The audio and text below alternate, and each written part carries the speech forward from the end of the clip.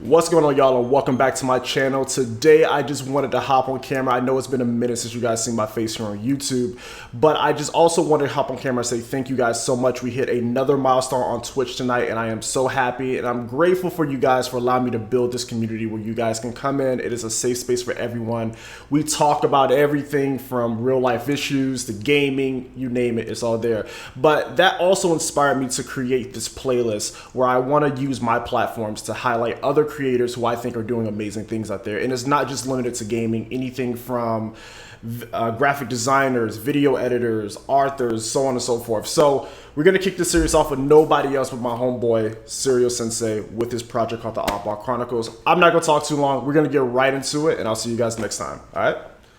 All right, so what up, y'all? Olympus Gaming back again with another discussion/podcast episode. Today, I got the homie, Michael, aka CerealSensei, in the building. What up, bro? What's going on, man? Thanks for having me. Appreciate it. Absolutely, absolutely. So I wanted to reach out to you because, yo, I copped the book. I read it in the first day that I got it. Same day I got it. And I want to talk to you about that, but also some other things as well. But we're going to jump into it. Yo, the way I met CerealSensei was through Twitch, actually. I think MeMugga11 from Dead End Gaming, shout out to him. You guys raided my stream one night when I was playing Sonic Mania. And you were one of the ones that followed me on Twitch. And I was, while following everybody back, I saw that you were live pretty consistently. So I hopped in a couple of your streams. And I don't know, man, just something about the way that you... The way that you approach streaming, the way that some of the things that you said, the way that you just pretty much carried yourself just reminded me a lot of myself. So we kind of like clicked like that. And yeah, I just been following you ever since. Followed you on Twitter and saw that you had a book. And the book, from the cover alone, looked like something I would definitely, partake in and read. So I copped the book, read it, and yo, I mean, this book, Omar the character, I completely identified with him entirely. And I felt like when I was reading it, you wasn't just, making a character. You were also talking about, it seemed like you were really just self-reflecting on yourself. Am I right in saying that? Partially. This book has, well, obviously, I guess, because I wrote it, it has bits and pieces of me in it. I try not to make it, I don't want people to think it's like a biography or an autobiography. Like, he's not exactly me, but we kind of come from the same perspective of, we were just kind of the quiet kids in the back of the classroom. Like, we were kind of just there.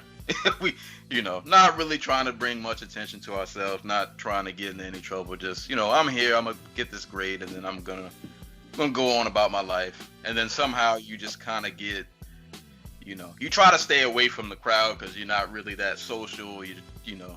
Just trying to chill out, and you just kind of get dragged into stuff, and life just kind of happens. And next thing you know, it's like, okay, well, I guess I'm in the game now. I didn't really want to be in the game, but I'm here. Yeah.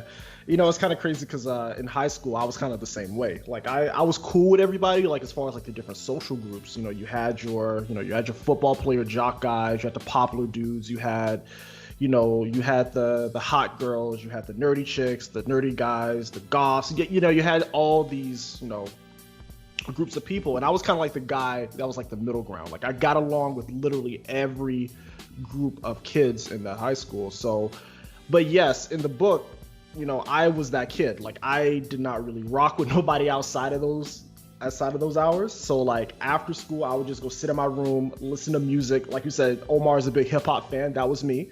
And just kind of like just play the background a lot, man. So I really identify with Omar's character. What made you want to jump into writing material? Because obviously you're into video games, you're into Twitch and podcasting, of course. What made you actually want to take that and all your thoughts and put them in a book, in a physical form? Man, I've actually been writing for a long time. I tell people this, it's like one of the few things I think I'm like naturally good at. Like, some people growing up, they were really good at like sports. I wasn't one of those kids. Same here. Some people. I am not athletic at all when it comes to sports. No. It was like everything else that everybody else was good at. Like I had to work really hard just to be like basic at. But writing was like the only thing for me that was like, oh, I get this. Like I don't, and nobody had to really like push me to do it. It was just kind of a thing. Natural passion. Like, yeah, and I was like, oh, well, I guess this is my thing. Like everybody else has sports or whatever they do, and this is kind of the thing I have. So I've been writing since I was like a kid. I didn't take it like super serious back in the day. Like I just kind of did it. In high school, I used to do. Started taking it a little more serious. I got into like poetry. I used to do performance poetry. Once upon a time, maybe there's a video out there. I don't know. I didn't take it, but somebody might have it. But I did that for a while, and then it's actually kind of funny because I fell off of writing for a little bit. Like after high school, you know, you're young, you're trying to figure out life, and I thought music was gonna be what I wanted to do because I was also a kid who always had headphones on, like always. Dude, same here. Yeah. I wear headphones probably 80 to 90% of the day, still to this day. Even in high school, I was the dude walking around with, I don't even know what was out at the time. I think iPod Nano. Oh, no. By the time I was in high school, it was the iPod Touch. I was always the kid with the white earbuds, just walking from class to class or walking from, class to the bus or whatever the case is. So, yeah, I totally feel you on that one. I'm a little older. I used to have the actual CD, like the actual. Man, I used to have it like jammed into my back pocket. I was like, man, yeah. So that was me. And like I thought I wanted to do engineering. I went to college, 2-year community college for mass communications, and that was my first time being exposed to like doing studio work. So I used to help. My friends were younger than me; they were still in high school when I was in college. So I would bring them up to campus, and I would help them record like their mixtapes and stuff like that. Shout out to my homie Bobcat Goldwave. He has a EP called Compass that is on Apple Music, Spotify. Good stuff. I'm happy to say I work with people who are actually like really good at music. Oh, dope. Yeah, shout outs to Bobcat Goldwave, shout outs to Pale Moon. And I thought music engineering was what I wanted to do. So after community college, I went to a recording institute, Sheffield Recording Institute in Phoenix, Maryland. I did my little time there and got my little certificate. And I did all of that just to realize at the end, like, oh no, I don't know if I want to do this for a living. And it was a really hard gut check. Like, oh man. And I don't think I'm not gonna say I wasted time. I'll never say I wasted time. Because I learned a whole lot up there. I met a lot of really talented people. And that actually gave me confidence to podcast because I was comfortable working with like software. I just had to get more comfortable being in front of a microphone. But so those skills kind of transferred over. But what got me back into writing was college got me angry. So I didn't know that there was apparently from the time I went to the institute, the graduation requirements for my community college had changed. Mm-hmm. So I had to take one more class to pass community college. So ended up going back. Okay. And going back to take that class to film a movie was probably one of the best things that happened to me because it got me into script writing, which was something new to me. I just used to write stories in like books or whatever.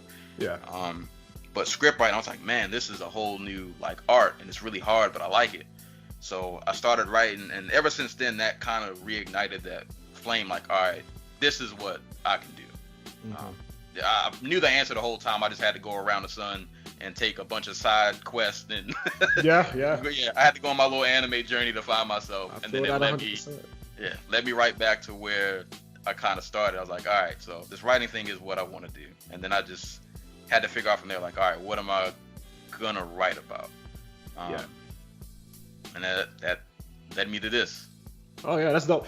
It's it's really interesting because I always feel like writing and just any form of external release is more so about self-expression, whether it comes to music or like in your case writing a book or even streaming on Twitch or making YouTube content. It's always good to have that outlet where you can really just express yourself and feel like you're being heard. So I think it's like super dope that you have that media out with your book. By the way, if you guys don't know what book we're referring to, I don't think we set the title in the beginning. It's called Oddball Chronicles. You can find it on Amazon, the Kindle app, iBooks. So if you want a physical copy, go to Amazon. But if you want to get a digital, you can hit up, iBooks, Kindle, so on and so forth. Yeah, that's really interesting. So walk me through what the process was like getting this published, and more so because I get with digital distribution it is a lot easier, right? With digital distribution it's really just a stack of PDFs, but with a physical copy, what was the process like of getting that done? Well, luckily Amazon kind of makes it easier. Like they do a lot of the legwork for me. But this is all still hard for me because I'm not a people see I wear glasses and they assume that I'm like smart with technology, and that couldn't be far from the truth. Same here. I don't understand like different kinds of files, and I know what a PDF is, but some of that other stuff they would tell me, I was like, bro, I don't know how to do any of this. So basically what I did, I'll tell people, man, writing the Oddball Chronicles, writing anything, the easiest part is writing the book, which is actually really hard. It's all the stuff that you have to do after that nobody really prepares you for. Oh yeah. So I'm like, man, I gotta format this book the correct way. So I'm on YouTube watching videos because I don't pay for Microsoft Word. I have some bootleg word processor that I use to write. So I gotta figure out how do I format this the right way. But luckily in the digital age, there's a video, there's a tutorial for everything. And I knew early on, way before I knew this book was even gonna come out, I was like, I don't wanna go that route of trying to find a publisher and trying to find an agent. Like, right. No, if I'm gonna put in all this legwork and I'm gonna be the one writing this book, then I'm gonna be the one putting it out when I want to put it out. Nobody's gonna tell me when to do this. Like, it's gonna make it harder, but I'm willing to do that extra legwork because I'm a bit of a control freak when it comes to same here, projects. 100%. Yeah, I don't want nobody telling me what I can and can't, or when I can and can't release something. So, but Amazon, luckily, they do make it easier for the as far as tools go. Like you format it the right way, they get it done on their end. You have your cover done. They give you the little template to fit it on the book. You get the preview to see how it looks. You can order a proof copy so you see what it looks like before it's actually gonna go out and hit the shelf. So I have a proof copy sitting on there, so I knew like, all right, this is what it's gonna look like when people get it. So they make it easier. Eventually I'm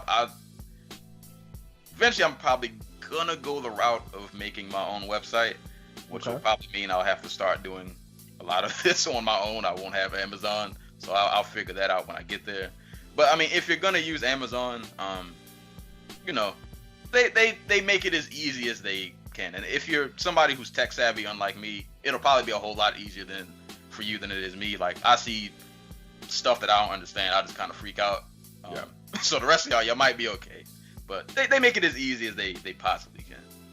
That's dope. And it's really, what's really interesting and I love this actually, is that I think with your book it kind of highlights a subset of African Americans who are, when you look at, so I'm going to preface this by saying, when you look at a lot of like black media and just in general in the mainstream, whatever the case is, I feel like the introverted, I know you said you're not tech savvy, but tech savvy, anime fan, video game loving, I feel like that subset of the African American community is not really highlighted. And I remember in high school, that stuff used to be shunned upon. Like, fam, back when, I don't know if it was the same for you, but back when I was in high school, if you were a fan of like anime, video games, technology, anything of that nature, your own people, black kids, they would just shun you. And the only way that you would kind of like find a middle ground is if you found other, black kids in the high school that was really interested in that as well. You kind of group up with them, and also, white kids as well. So what are your thoughts on that? Did you experience similar things in high school with your interest in video games, anime, just nerd culture in general, even though I hate that word, but. Oh yeah, and it's funny because I always see this on Twitter about this argument that like that wasn't a thing that happened. Mm-hmm. And I'm like, I can't speak for everybody. We all had different experiences. I spent a lot of my life in East Baltimore, and I can tell you for a fact that being into quote unquote nerd things in the 90s in East Baltimore was not the thing like to do. I mean, I'm not going to say there weren't people into it. Like, you had small pockets of friends that you would find, like, they like Dragon Ball. Like everybody liked Dragon Ball Z, but that was as far as most people stopped. But and I had an older brother who pretty much got me into anime, so I'm not just watching Dragon Ball Z. Somehow I stumbled on Ninja Scroll, which I had no business watching, but that was the thing. Ninja Scroll, Cowboy Bebop, Ronin Warriors, there we go. Ghost in the Shell, video games. Man, I used to be on my N64 all day. I remember one of the exercises we had to do in school was one of my English classes. They always made us keep a journal. So when we would come back to school from the weekend, make you read your journal entry, be like, what you do for the week. And all of my journal entries was, listen, man, I played GoldenEye 007. That was it. and I would go to read my journal entry, and all the other kids would just be like, what? I know what you did this weekend. All you did was play 007. Like, yeah, you're right. That is all I did. And I had a great time playing that game. But yeah, no, it was definitely a thing, man. Like, it's really cool now, though, that kids growing up now, they get to grow up with all these, in the midst of these Marvel movies and video games. Yeah. But yeah, back then, it wasn't as accepted. cool. Yeah, it was not as cool as it is now. It was definitely not as cool. Yeah, and I think back to when I was growing up, because I'm originally from North Florida, Jacksonville, Florida to be exact, and coming up in middle and high school, back then, it was not. I shouldn't say it's not cool, because like you said, there was a subset of kids who were into the same things as you, and then when you find those kids, you would kind of link with them, and that's your social group. That's who you hung with. Right. But for the masses, you were looked at as like the nerd, the geek, the this, the that. But I think the turning point happened is when technology and like you said, nerd culture with the Marvel movies being so successful, so on and so forth, being put in the front of society. So now the people who were once making fun of the people who were into that stuff, now they're realizing there's a lot of money, a lot of capital here. This is popular now. Oh, it's cool to like this stuff. So it's just kind of really interesting how how the tides have turned a bit. And now with Instagram and social media being such almost the essential way that we communicate now, I think a lot of those people who shun technology and talk down upon it at one point, they're now forced to use it either for their job or to communicate with their family now. So it's not necessarily as taboo as it once was. It's essential now. Yeah, pretty much. Yeah. It is super essential. And on a random side note, just to kind of further that point, random hip hop note, people will laugh at me for this, but back in the day, and even to this day, one of my favorite rappers and people was Chamillionaire. And the reason why I always loved that guy was he was one of the first rappers that I'd ever seen, and he was doing this way before it was a thing, to actually utilize the internet as a tool to build with his fans. Mm-hmm. He was doing forums and stuff back in 2000. I forgot when Get Your Mind Correct came out. Early 2000s. I think 4-ish. Yeah, he was way before that wave. Yeah, and they called him oh, you're a nerd rapper, you're just. But bro, he had the foresight, he saw what was on the horizon. Mm-hmm. So sure. Yeah, this technology thing it's come a long way. You can't make fun of people for being quote unquote into nerd things. It's mainstream now. It's pretty much, it's almost now it's opposite. People look at you wild if you don't, oh, you never saw Avengers, you did. yeah you didn't watch Endgame. So it's kind of weird how that all kind of changed. Yeah, for sure. And I know Twitter has this whole term of gatekeeping. I think it's actually really dope that I know this whole thing, I think it's more so with, women more so than guys, but they have this whole thing where women feel a lot of men who are into this, who got shunned in high school for it, are now quote unquote gatekeeping nerd culture. So if you see a girl who's into Hunter x Hunter or Death Note or some shit like that, they will say every time I say that I'm in, and if she's remotely attractive, a lot of guys will just assume that she's hopping on the bandwagon. But on my end, I look at it if this culture being on the forefront is introducing, dope material to people who wouldn't normally check for it, I think that's a win in that regard. But, what can you do? I let people enjoy what they enjoy, man. Exactly. It doesn't affect you. Yeah, I stay in my little corner, man. she into anime, then she's into anime. I'm not trying to check nobody. Leave people alone. Yeah, man. That's why I wrote this book, man. Leave people alone. Let people be, yo. Let them be. Yeah, just let them be, man. But it's very interesting with the hip hop thing because I also thought, when I was in high school, that's when I really started. Well, it really kind of started in middle school, actually. I remember, a lot of times with the hip hop thing, I feel like a lot of kids that I went to school with, they were so closed off from, music that has substance. Back in middle school, I think the first album that I bought with my own money was Nas's Stillmatic. And that just kind of opened the door up for me not listening to radio rappers. Back then it was like Nelly, Chingy, stuff like that. So when I listened to Stillmatic, that just like, the way that he's putting the words together, like, what is he talking about here? And then later on I got, went back into the vault and got Reasonable Doubt, Illmatic, so on and so forth. So I remember in high school, like I used to, and I guess it's a Southern thing, but I remember like going, having my iPod, and then when you have an iPod, like I was one of the only kids in school with the iPod Touch. So it was the first time they had like the scrolling feature, and it kind of categorized your music in alphabetical order, the album covers and all that. So kids would look at my iPod. I was listening to like Lupe Fiasco and Immortal Technique and MF Doom, and then I would get like hammered for listening to that stuff because they were listening to like Bootsy and Plies and Trina and all this other like ratchet ass music. So and now when you look online, the top rappers that everybody champions now is Kendrick Lamar and J. Cole. So that just kind of goes to say like it's just so amazing how the stuff that we were shunned for liking back in the day is now considered cool and acceptable. Yeah, I used to.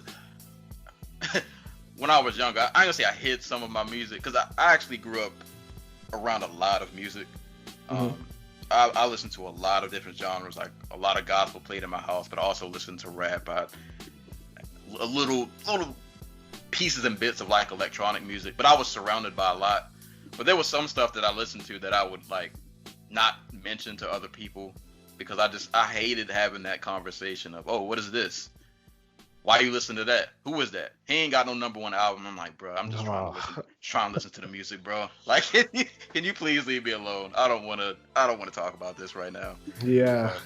Having music conversations with people like that is exhausting. It's, especially when they try to tie like a gender, or if they try to tie like a ethnicity to a certain type of music. Like in high school, I was listening to like Japanese pop music. I was listening to anime music. I was listening to lyrical hip hop. I was listening to EDM. Like, it's just amazing to me like how some people, not everyone, can be so closed off to what they're introduced to and what they're surrounded by, and don't have the desire to necessarily open that up and look at other aspects of the art that they enjoy. It's kind of crazy to me. To this day, I'm still mind-boggled how prevalent that is with people. Yeah, it's definitely a thing. It is sadly definitely still a thing.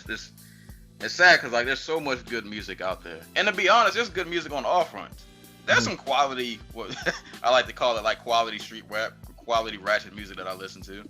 But it's like, if you wanted this out there, especially nowadays, man, if you wanted this out there, you just got to be willing to look for it, or just listen when people try to put you on stuff. Yeah. Sometimes I get on Spotify, I get on that homepage or recommend it, I just get to clicking. It be people I ain't never heard of. I found so many dope albums just clicking on stuff that I didn't even know existed. And yeah. Well, streaming is very interesting because, on one hand, I do feel for the artists because, of course, the payouts are not going to be as high because now you have Apple, Spotify, Google, taking a piece of that pie. But for consumers like me and you, like I remember going to, a New York Virgin Megastore, and back in Florida, you had, FYE and different Sam Goody and all that. FYE, Sam Goody, Circuit City, Best Buy when they used to actually sell CDs still. Yeah, and I used to buy albums and I remember like albums back then were like $10 to $15, a piece. So like I had to choose between like one or two albums, like maybe every couple months. Yeah, I was gonna say, and you had to live with that album because they didn't come out like every 2 weeks. So if you got that one album and that joint was trash, You just had to try to enjoy it because you weren't gonna get another one for like another 2 or 3 months. That's true. But streaming services, on a positive note, from a consumer standpoint, I think it's amazing. Like, I pay $10 a month and I can listen to essentially every album under the sun and get put onto new artists. Like, I don't see why people have a problem with that. Now, from the artist standpoint, I get it. You're not making as much money anymore. I understand that. But I think that music should be used as more of a marketing tool to propel whatever else that you have going on. So, yeah, it's very interesting. So kind of going back to your book here, where do you see this type of media, in the future, as far as the narrative of the introverted, Black kid? Because like I said, what really made your books kind of stand out to me was we don't have a lot of media that highlights that, and reading this book, like you said, I saw a lot of myself in Omar, like that, like the chapter about him working at a retail store and the chapter about, the Christopher Columbus joint, like all of that is like, yep, I would have probably done the same thing. Yep. That sounds like me. Yep.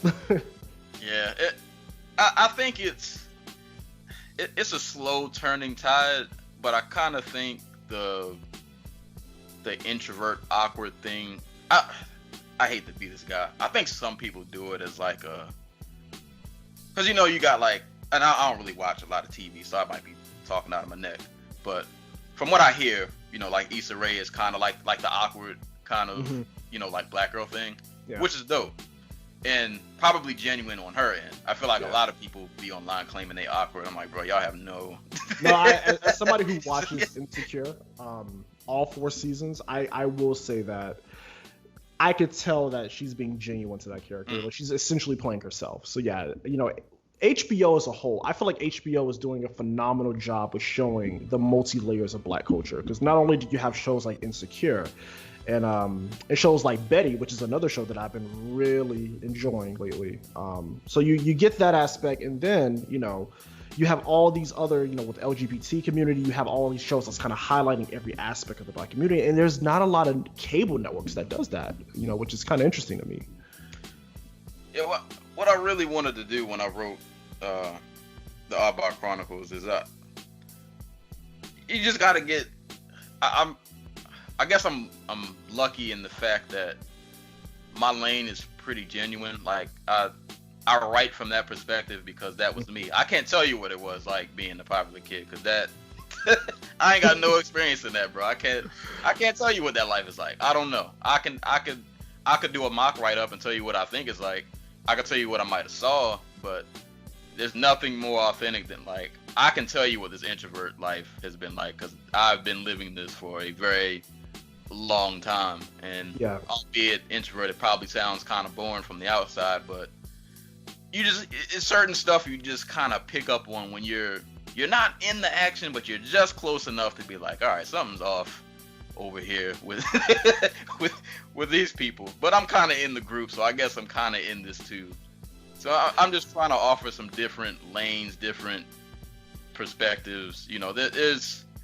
You hear it all the time, the phrase that, Black people aren't a monolith. Like, we're very faceted people. Like, we all have, even if we could grow up in the same neighborhood, but our experiences still aren't always quite the same. Some people were right in the thick of the action, and some of us were kind of like, we were just kind of observing. Like, I see what's going on over there. And that's kind of where I'm trying to come from. Like, the kid, I'm reporting the news from the sideline. I get in the action every now and again.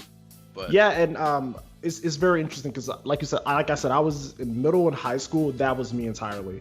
Now, for me, there was a brief period when I would say roughly about 17, 18, where I did get thrown into like the popular guy camp, and I was, out here at parties and, wilding out, going to Miami, doing all this fun stuff.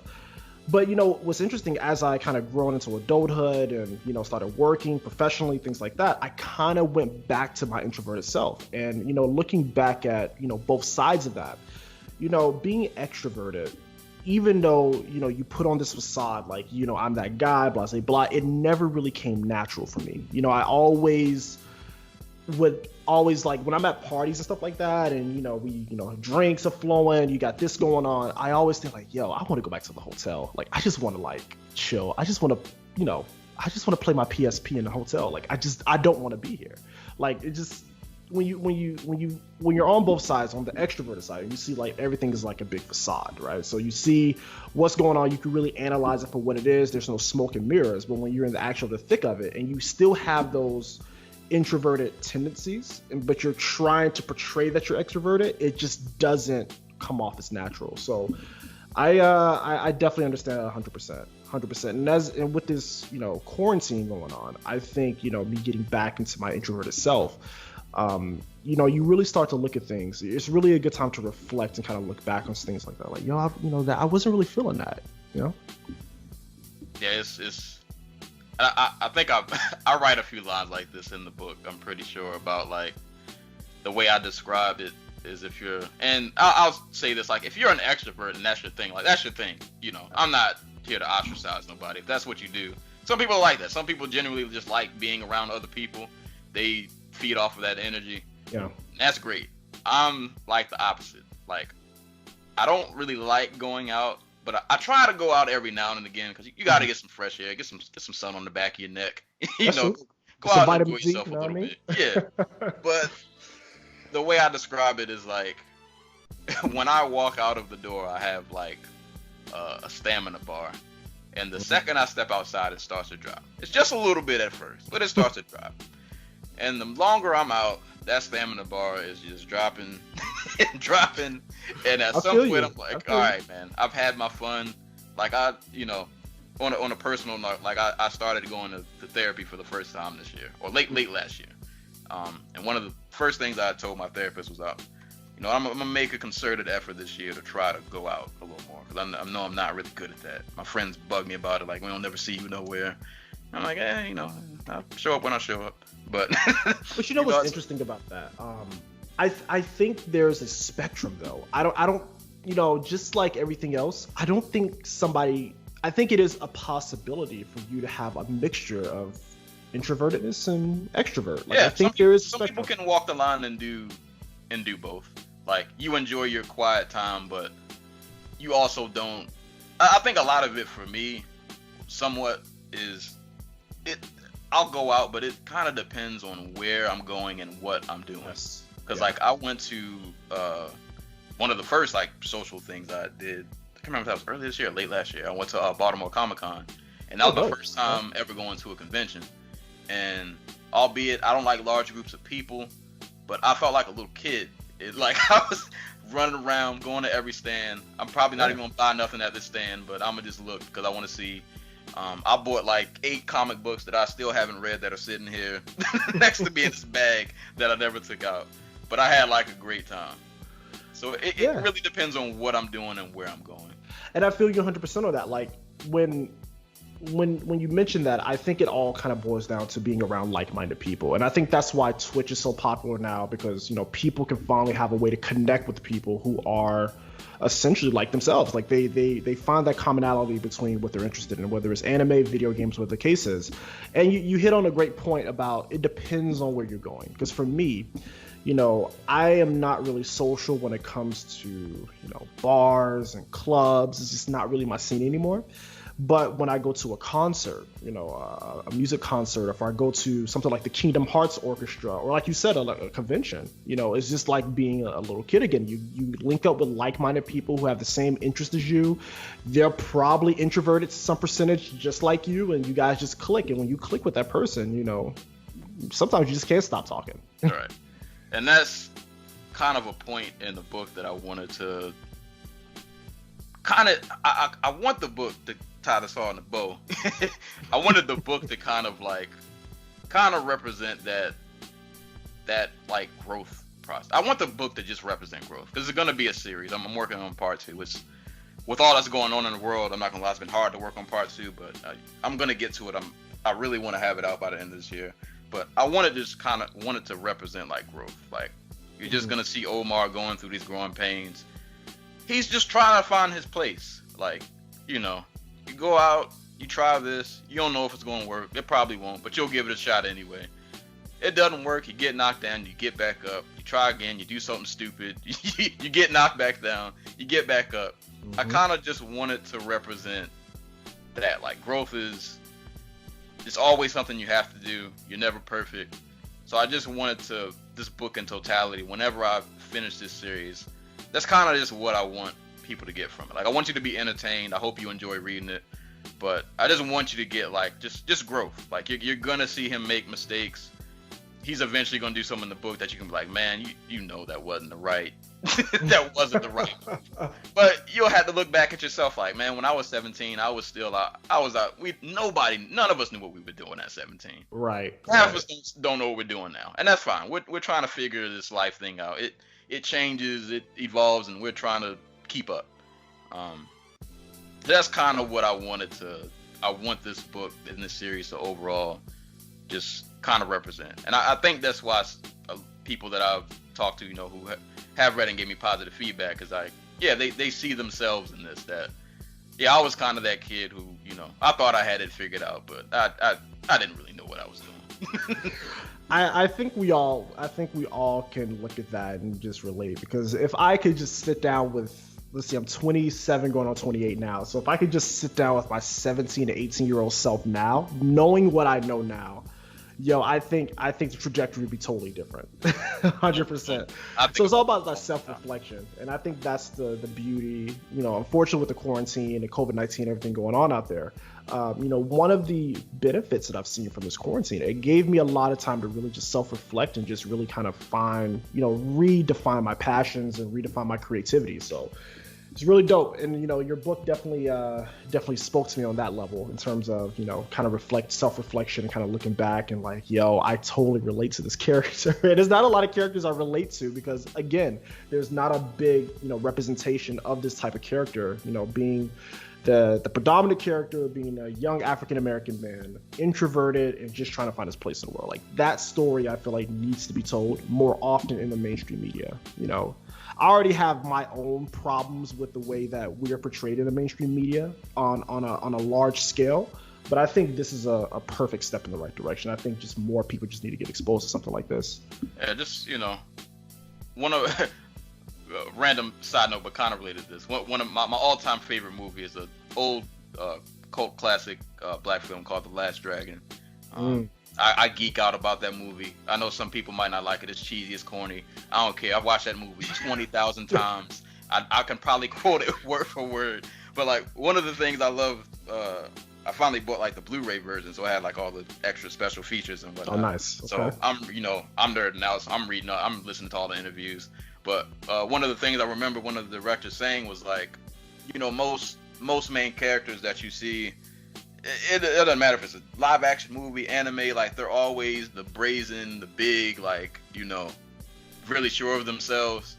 And Bruce Leroy in The Last Dragon was this very kind of timid, not really a punk, but he was just a very easygoing, kind of soft-spoken, almost very naive. He was almost like a grown child. Like, he just had this kind of like innocence about him. And I think that's kind of why I really resonated with that movie. Because I'm like, he was just a regular dude, man. Like, everybody out here, we all not superheroes. We all weren't born, we just regular dudes, man. Like, I need somebody, I can relate to people who just kind of, it might sound boring, but it makes it more relatable. It's like, he's just a regular person, just like me, just trying to figure this whole life thing out. Well, he had the glow, so he had help. I ain't got the glow. But, like, I want to write things that are relatable, but also kind of to piggyback off something you said, and which is something that I've had like a moral quarrel within myself. I try to be very conscious of what I write, and I think this is hard about being like a writer of color, that you kind of have this extra thing of, you're extra cautious about what kind of content you put out, because it's almost like you subconsciously, you don't want this to like reflect bad on your people, quote unquote. Yes. Which I feel like is something that we shouldn't have to think about, but it's a thing. Like, it's a real thing. It is a thing. Yeah. And one of the things that I don't want to ever do is I don't like, I'm trying to think of how to phrase this. I don't like displaying trauma all the time. Like, I get why it needs to be done, and I'm not 100% against it. It's just something that I don't really enjoy watching, because I kind of get it already. Like, I'm old enough, like, I get it. It's probably for younger people. They probably need it way more than I do. I'm probably not even really the target. But, like, I don't like writing just stories about, like, I feel like if I'm writing a story and it has a black character, it doesn't always have to tie into racism or some kind of trauma. Like, we can just be normal sometimes. Like, we just do, we can just live regular lives, do normal, regular stuff like everybody else. But there are some stories that I want to write that are, like, somewhat tied in trauma that I have a very hard time, like, should I actually write? Like, I want to write it, but there's, like, another voice inside me, like, oh, you're just adding to the cycle. So that's... Well, you know, I think the thing with that is, I think you should go forward with writing it. I mean, if it's something that's near and dear to your heart and you feel like it's something that you want to express, I definitely think it should be there. I think the bigger issue is the lack of balance. Like, I don't have let's just say, like, for mainstream media, for example, I don't have an issue with people enjoying reality television. You know, most of your reality shows featuring, you know, black women or black men are usually, like you said, are usually based around, you know, drama and fights and this and that. And a conversation I always have with people, like, listen, you know, for a white suburban mom or a white suburban family, that is their only representation of black people. So when they turn on Bravo, or they turn on VH1, or they turn on, you know, whatever network is broadcasting this imagery, you know, the white suburban family, they see that, and then they group us all together with that particular subset of people. But I think what really is more detrimental is just the lack of overall balance. If we're going to give that type of media that sort of representation on a mainstream scale in your face, okay, cool, that can be 50% of the story, but the other 50%, let's show some, like you said, introverted black men. Let's show some guys in the tech industry. Let's show black women running legitimate businesses. Let's show this and give that just as much energy and just as much marketing dollars as the drama shit. Like, I don't mind it. You know, when I look at white media as a comparison, yes, you have, like, your Real Housewives of Beverly Hills, and you have your Jerry Springers, and you have all this, what they're quote unquote trash TV. But on the flip side, they also have shows like Shark Tank, where it's showing, you know, people making investment deals into startup businesses. All right. I mean, so there is the balance there, you know, and they have actually shows of substance that's on the mainstream media, where when I look at black media, that's not necessarily the case.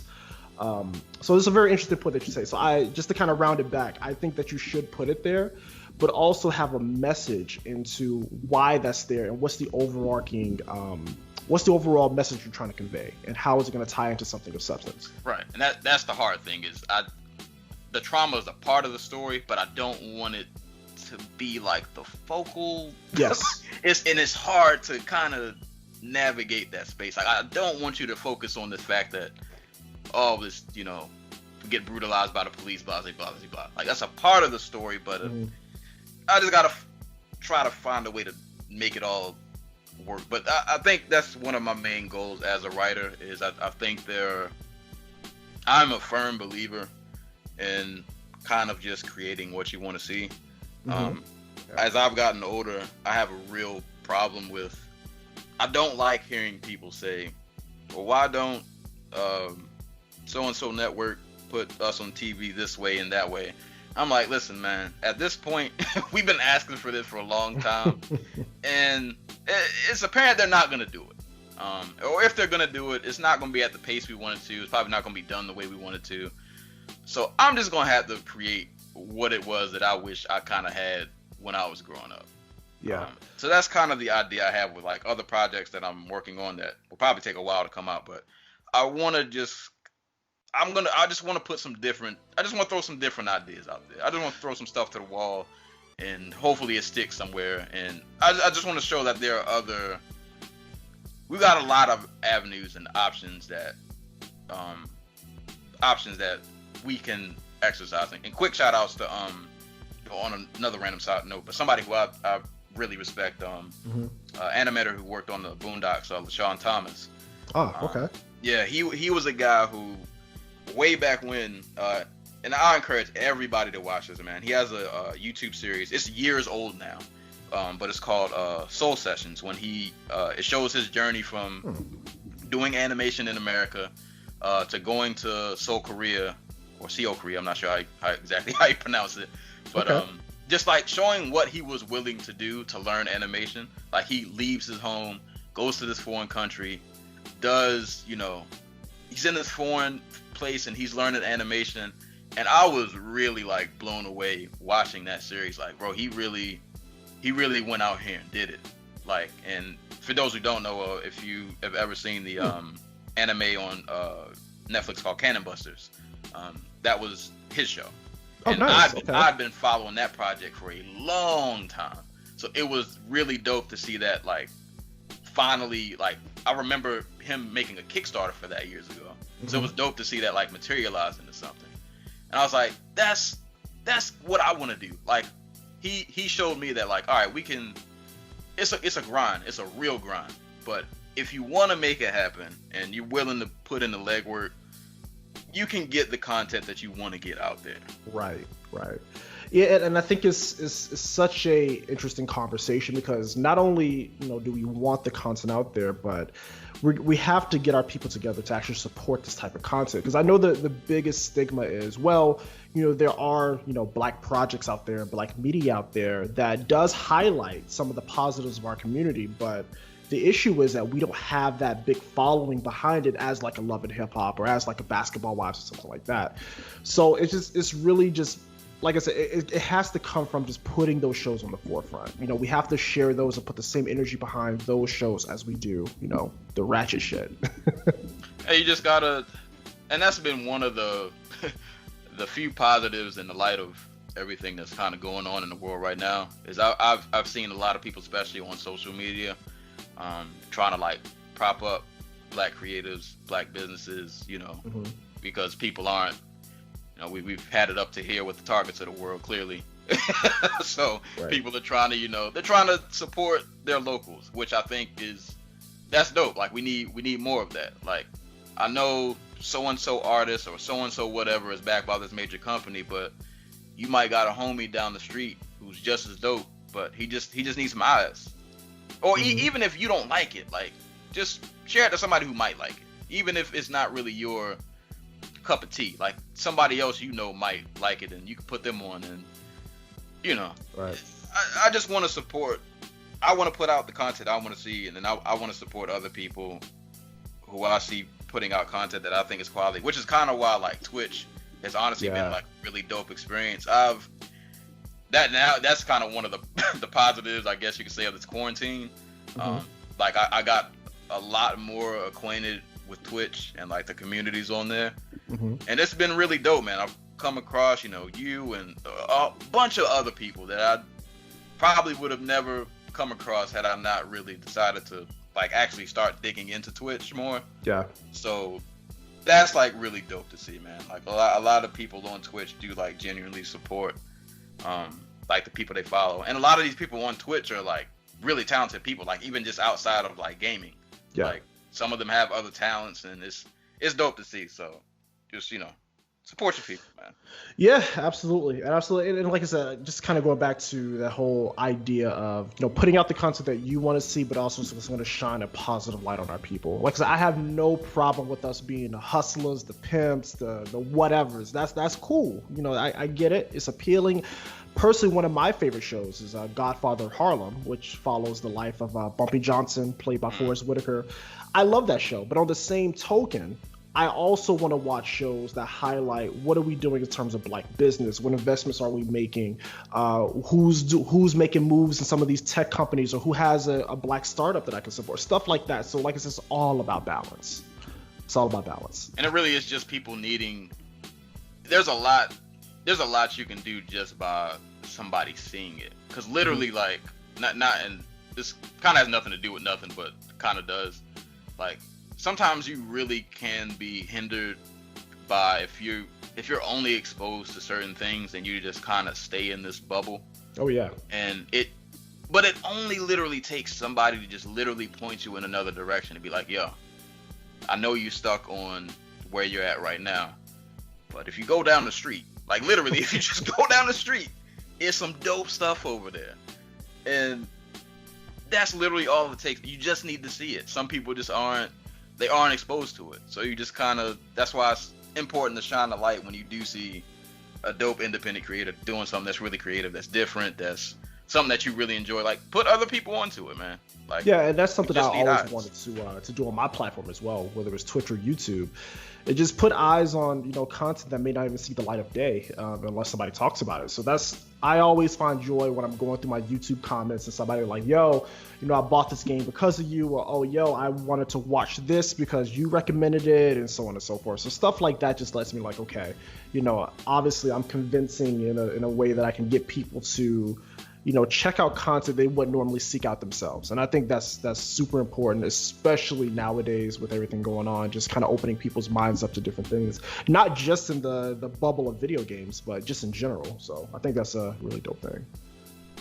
Yeah, I would say we can't really go anywhere. This is the time to consume as much art and entertainment as you can. So, and not just consume, but also create. I always encourage people like, hey, if you have any ounce of creativeness in you, like, you're never ever, like, once stuff start picking back up, the economy picks back up, everything kind of goes back to normal, you're never going to have this much time ever again. Nope. So definitely take advantage of it. And I know it's hard, like, some days, and I get it, some days it's rough, man. Like, don't burn yourself into the ground trying to, you know, rush something out. But, you know, if you got that extra free time and you got some energy, you know, just chip away at whatever little project you're working on. Like I said, I've finished the first draft of Oddball Chronicles Part 2, and I haven't gotten the edit yet because the state of the world has had me, my mind has not been, it's not here. Right, I feel you. But, you know, I'm trying to chip away at it, like, little by little, so that I can have this out hopefully by the end of the year.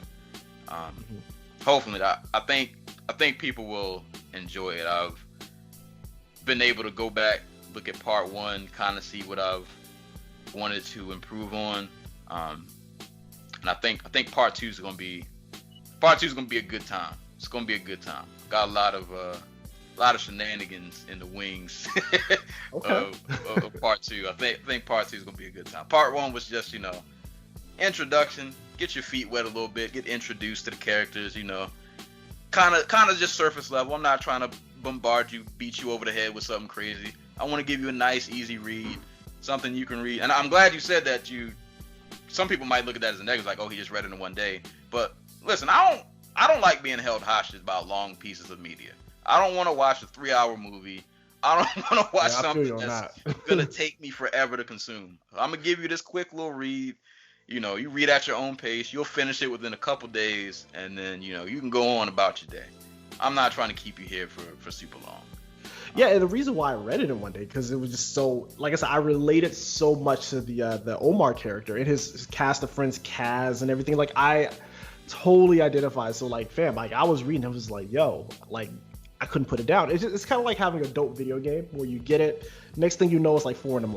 So it was like one of those like binge sessions where I just had to just see what happens next. And yeah, I appreciate it. I try to make it, like I said, when you're writing from the perspective of an introvert, because you're not always directly in the action, you have to find ways to make the average thing seem like exciting. Mm-hmm. So that's why, like, the way I try to word things and the way I try to make Omar describe things, you still got to bring life to the book. So I would rather you tell me my book had 1,000 errors than you just tell me it was boring. Right. I want you to be somewhat entertained at, you know, what you're reading. So I try to just bring some life into his situation, and, you know, you guys will see when you read the book. Like, I put them in real life. Like, some of that stuff has been things that have happened to me. Some of those are like random hypotheticals that I've just had in my head. That I was like, all right, I've had this thought in my head. I'm gonna just make it a use and just throw it in the book. Make it make sense. But and I'm glad you brought up the other characters too, because that was another thing that I wanted to do with this book. Is my two, like, biggest, I would say, draws or like inspirations for writing this were like Hey Arnold and the Boondocks. Those are two shows that I really, really love for like different reasons. I always loved Hey Arnold because of how diverse the cast was. Like, that show had so many different characters, and none of them were the same. Harold didn't act like Gerald. Gerald didn't act like Harold. You had Helga, Phoebe, Sid with his nose. Like, there was so much going on in that show, but it was super relatable. Right. So I wanted to keep that diversity. That's why I have Kaz, who's an Asian character, Zuri, teenage black female character, Russ, the white character, Tiago, Brazilian, and I want to have like that melting pot. And I've always respected Boondocks, one, because it's just hilarious, but it's just very raw. They don't really beat around the bush, and I try to like fuse those kind of worlds together. I want to give you that diversity. I want different personality types to be represented, but I still want it to be honest. Like, I still want it to be very truthful. So that's what I'm trying to do. Well, yo, I rock with the book, and I've already recommended it to mad people, and actually, right now the price for it is pretty damn good, so I may have to just send this out to some people. So definitely a good read, man. I can highly recommend it to young, old, in between, whatever. So so kind of switching gears a little bit, man. I know you also stream on Twitch. How did you get into video games? Because it's always interesting when I see people on Twitch who are playing, games that I don't see a lot of people play. Like, you play some games that I'm just like, I haven't seen anybody, at least nobody I follow, really touch on this. Games like Vanquish, and I guess Astral Chain is pretty more recent, but it seems like your interest in games are very similar to mine. So where did your gaming journey, where did that start? Like, I want to know. That was childhood, man. I've been a gamer since... Well, they're urban legends of me. I don't remember this, but people in my family have told me that apparently when I was a very small child, I used to play the NES and play Mario, but I used to hold the controller upside down. But they said I still used to I would still do like halfway decent. Wow. So, okay. Yeah, I used to. Nintendo was the first console I ever owned. Okay. I am a big Nintendo fan. It's just a machine of just nostalgia for me. I love side scrollers. I love a lot of different kinds of games, but Nintendo just reminds me of I play this and I just feel like I'm that little kid again. But so what's interesting is with me it's the total opposite, because I did not grow up with the Nintendo. Like, well, let me rephrase that. I didn't grow up with their home consoles. I always had like a Game Boy laying around somewhere, but for me it was really Sega, and then of course later on the PlayStation. I didn't get my first home Nintendo console to the GameCube. That's why I hold that console to such high regard. But for me it was the Genesis. I remember those arguments on the playground about Sonic versus Mario. I was always Team Sega, Team Blue. So and Sega, I wasn't a huge Sega guy, but I will say one of my favorite games that people don't talk about that was on Sega was Comic Zone.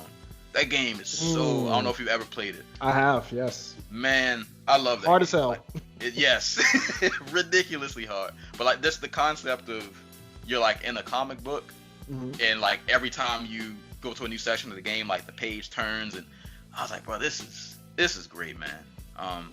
Man, gaming has always been a thing for me. Like I said, I have an older brother. He got me into a lot of the habits and stuff that I kind of grew to like. So he was a gamer, so naturally I just kind of became a gamer. So it went from Nintendo, SNES, which I loved, Sega, N64, not Sega, play a little bit of Sega Saturn, Sega Dreamcast. The game that kind of really though changed it all for me. I mean, there were a lot of games I loved back in the day, but I think the one that really, really set it off for me was Metal Gear, the first Metal Gear Solid on PlayStation. You know what's crazy? I've never played a single Metal Gear game. Man, that game, there are certain pieces of media for me that kind of set certain benchmarks. There are just certain things, and for music, an album for me that was really, really important in my life was Blue and Exile's Below the Heavens. And that is an album. Classic album. Yes, that is. If somebody had to, if I was forced to try to say what my favorite all-time album would be, that would be it. Below the Heavens, huh? Okay. Yeah, that album for me was just the time that I listened to it. I was just graduating high school, and I was trying to find your way in life. You're just trying to figure stuff out, and I put that on, man. that joint blew me away. And Dancing in the Rain is still my joint. Yes.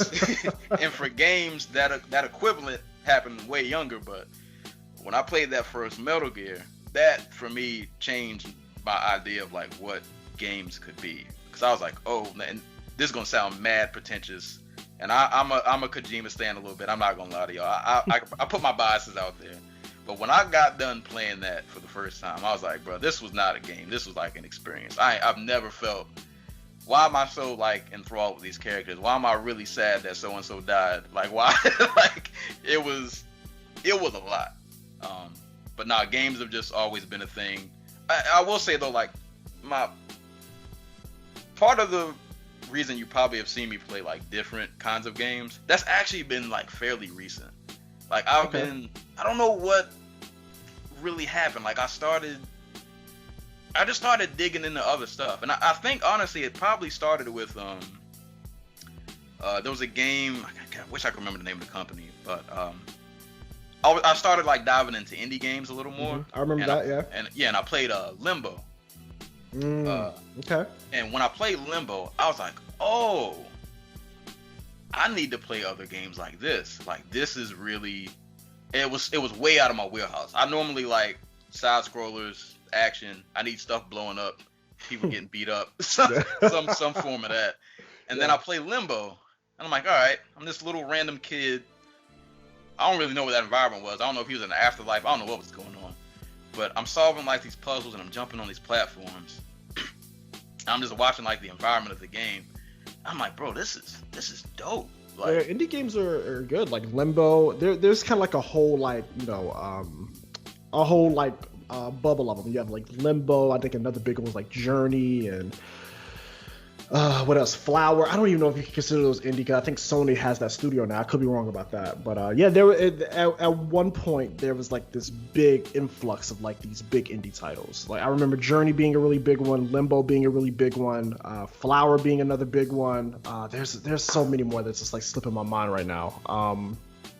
Castle Crashers was another big one. Super Meat Boy. So there was like a wave for a minute. Shovel Knight, yeah.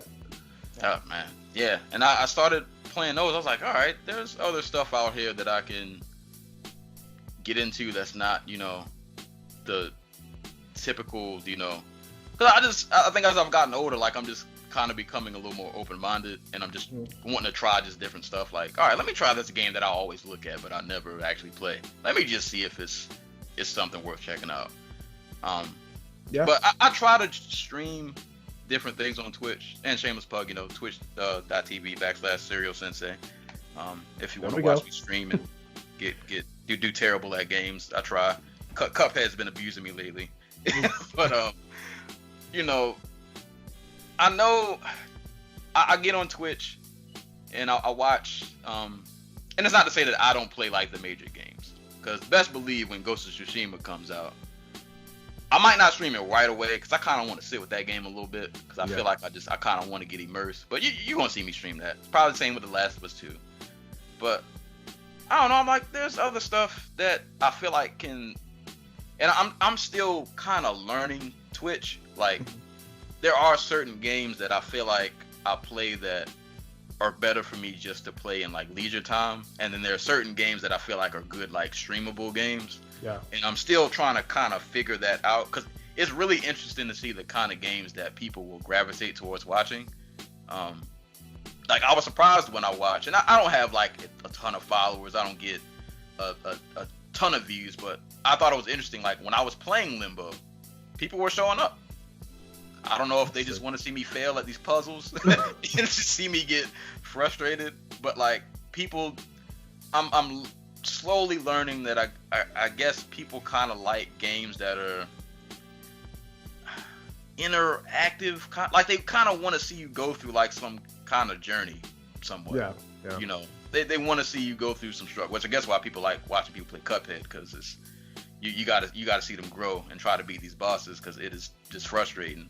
But yeah, like games like Limbo, which I thought nobody cared about, people watch that. When I played Little Nightmares, I beat that in one setting, because it's only like a 3-4 hour game.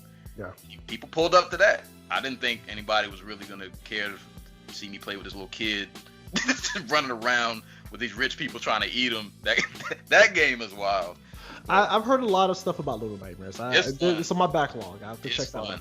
It's fun, but yeah, and I think there are a lot of dope indie games out there that, it's cool to deviate, because I think that it's kind of what can set you apart as a streamer. Like, of course there are certain games you kind of just want to play because you know people will watch and they'll be engaged, but every now and again you can try to throw a little curveball in there, just see if it sticks. I'm all about trying stuff and just seeing if it works. There's some games I've streamed that nobody ever pulled up to, and I'm like, all right, I guess they don't care about that one. But yeah, it's all trial and error. You don't know until you try. Like, you just try it. Yeah. It's very, like you said, it's very interesting to see what games get a lot of traction. For me, I think my first, like, what kind of pushed me over the edge for, like, hitting that first 100 was Dragon Ball Xenoverse 2, which at the time was already at least a couple years old already. But people, apparently that game has a huge community, and they pulled up to that. They love it. Most recently, Yakuza 0 got me a lot of new followers as well, and it's kind of, like you said, it's very interesting to see what games you think will be very popular that are not, and the games that you think like ain't nobody gonna watch this, but they wind up watching it. So it's all trial and error, just luck of the draw, I suppose. And I'm gonna throw on my cape for Kojima again, because I'm in the process now, what this quarantine has done to me is I'm trying to clear out my backlog. Which I've had some success. I've knocked a couple games off the list, but one of the games I need to get back to is Death Stranding. And another cool thing that I found out about Twitch, man, a lot of y'all be fronting, man. Y'all were making fun of Death Stranding, but when I streamed it, y'all pulled up. like I be paying attention to y'all, man. Everybody's making fun. Oh, it's just a walking simulator. But you wanted to see that walking there. You was in there. I saw you in there. You ain't got to front. I know you weren't there. I don't know, man. It's just something. Modern games, a lot of them just don't do it for me for some reason. Like, I watch a lot of these trailers, I don't get excited. I don't know if that's just with age or what. Some of these I'm just like, fam, I haven't been legitimately excited for a game since Bayonetta 3, and that's not even out yet. I think a lot of them. Some people probably say this about Death Stranding. For me, I like things that are kind of, when I saw Death Stranding, I knew it was going to be up my alley, because I was like, all right, this is going to be very weird Kojima-ish. But that's like my lane. I like stuff like that. And I understand that won't be for everybody, and that's cool. But I think a lot of games nowadays, I think one of the downsides of technology is you can kind of get by on making something just look really shiny and pretty. And that's why I'm so big that if I watch like a Xbox conference or a PlayStation conference or whatever conference, I'm like, all right, your thematic trailer, cool. Let me see that gameplay footage though. Exactly. Let me see what I'm actually getting into, because you can make this look real pretty. You can throw all these little hair particles and make the grass look a certain kind of way. But what do these game mechanics look like? Because that's really, I think that's why some games can kind of fall flat, because it looks pretty, but it's like there's nothing here. Like there's no there's no substance here. Like I want to play this and have fun, and all our versions of fun are all different. I find Death Stranding fun. I like the rush of me running through this field and these BTs are trying to kill me. I like the whole cinematic, getting sucked into that great soundtrack and just walking miles. I find that fun, but that's just me. I know other people don't like it, but yeah, games nowadays, you gotta. I need that gameplay. Let me know exactly what I'm getting into, so I know if I'm gonna lend you the $60 that I'm about to spend. Yeah, that's another thing as well. A lot of companies are charging $60 plus the DLC. I'm just like, fam, like y'all cannot make these games. They can't be that good. I can't remember I rarely ever buy. I still haven't bought the Smash DLC, because most of the characters they released, outside of Terry, who I do plan on buying, I didn't really care for. Same here. People love Persona, and I know that's a cult, so I ain't gonna say nothing too bad about it. But Joker didn't really move the needle for me. I don't know. DLC, that's a whole nother. It's a blessing and a curse. Yeah. Yeah. I go on. Smash in general, I don't really get extremely excited over Smash. Like when they announce it and I see dudes' reaction videos screaming and falling out the chair, I'm just like, okay, we got another Smash Bros. Cool. All right.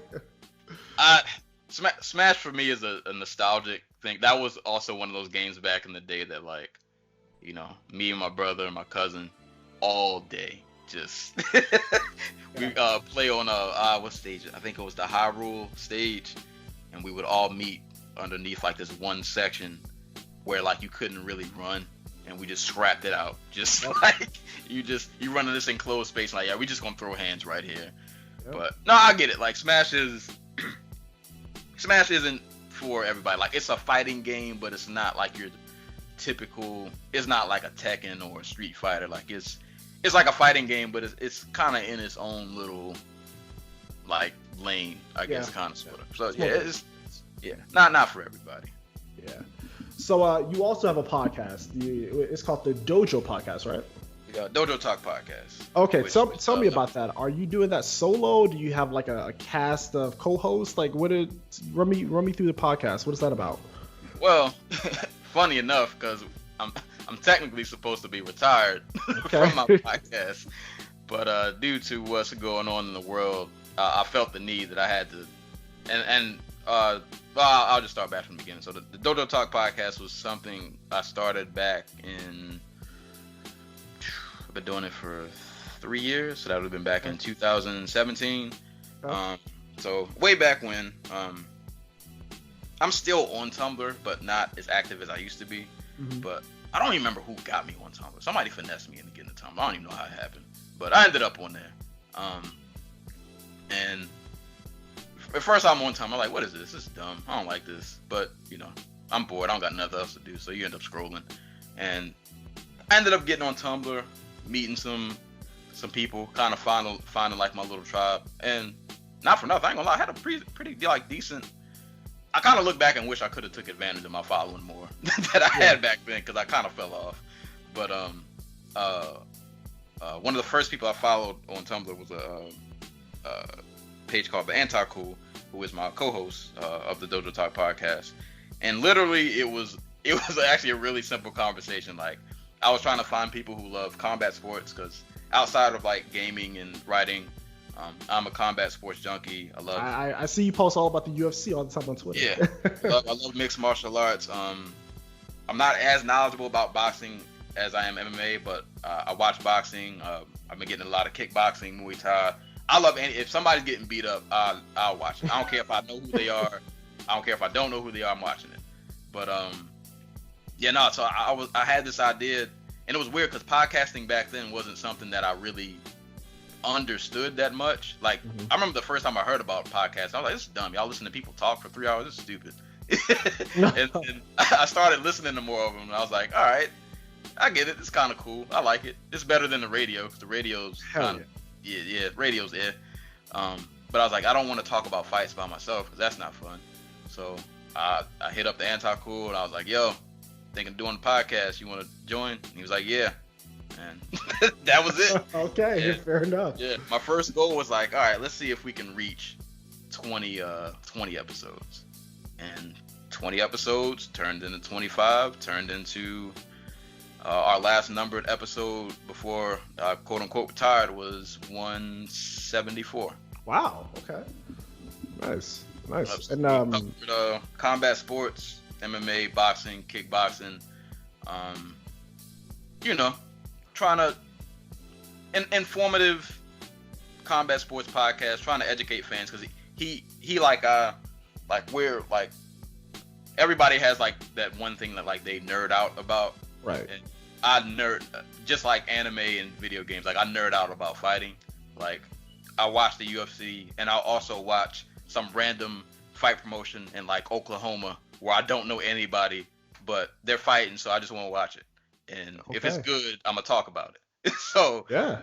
He was like me in that we both kind of nerded out about fighting. So it was just a natural click. Yeah, it just kind of made sense. And from there, it was, we had the topics down. It was more so like, all right, I have to get used to this podcasting thing, talking into a microphone, trying to like podcasting is a lot more work than I think people think it is. Like it's really hard to be consistent every week to come and do a show that you don't get paid for. Like it's a passion thing. Like it's nobody pays me to do this. I don't make any money.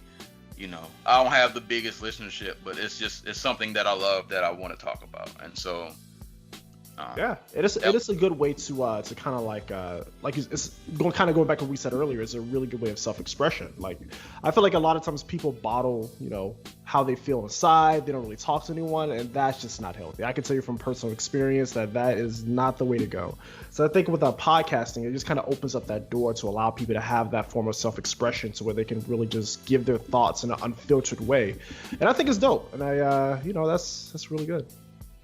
Yeah, you gotta have some kind of outlet. I will say for podcasting, I've been thinking of doing not really a comeback episode, but like I said, I wasn't like a huge podcaster. I ain't no Joe Rogan, no Joe Budden. I ain't out here like that. But like I think there are some things that I've learned that I wish I would have known earlier that I would like to pass on to people. Because now it's almost like podcasting is like the new mixtape now. Like now everybody wants to make one, and I'm like, I get it. Y'all see this wave coming, but I'm like, bro, this is more work than you probably think it is. I've been thinking of maybe hopping back on and just kind of going over what I wish I would have known back then. I think any form of self-expression is good, yo. I think you should, and not only that, but it'll probably, since you have multiple forms of expression, whether it's Twitch or podcast or your book, let's just say if somebody hears you from your podcast and they kind of really like what you're doing, kind of like using it myself for an example. Like I followed you on Twitch and I like what you were doing, so that led me to your other side of your business, which was your book. And that can do the same thing for your podcast. Like somebody can find you on Twitch and then later on, like, yo, I like this dude, let me follow his podcast and buy his book. The same thing kind of happened the other way around too. So you can use it as an opportunity to leverage your other businesses as well. Yeah, might put that out there, because there's a lot of, I don't think misconception about podcasts, but just things that I think people should be aware of before you just jump on a microphone and start running your mouth. Like, bro, this, and like I said, I'm not nobody from nobody. I'm not no big time. I'm not trying to posture myself up, but like it's work just like anything else. Like it's fun, but there's still a work part to it that I think people should be aware. The main thing, I'll just throw this out there, like you need, if you're gonna make a podcast, I feel like I've heard a lot of people just kind of randomly, they want to make one up on a whim. I'm like, bro, you have to have like a purpose when you're doing this. Like you can't don't just cut on a microphone and just start talking for the sake of just start talking. Like nobody wants to hear that. Like you either gotta be covering something, or like it's gotta be some kind of substance or something there. Like it's gotta have a purpose, Yeah, I agree 100%. Cool deal. Well, we're right at an hour and 25. I don't want this to be like 3 hours long, so I guess we'll cut it here, yo. So where can they find you, man? I know we said your Twitch, Amazon. I'm gonna put all the links in whatever platform I post this on, but where can they find you, man, so they can hear it verbally? Not everybody reads, so. That is true. Like I said, even though my podcast is retired, I still have a ton of episodes up there. And actually, if you really go to Google and type in CerealSensei, that's a reason why I gave myself that name, because my actual real name is very common. I needed a way for people to find me. So if you type in CerealSensei, you will find me. You'll see my book pop up. You might even see my little picture with my thumbs up. You'll see that. But you can find me on SoundCloud, SoundCloud.com, CerealSensei.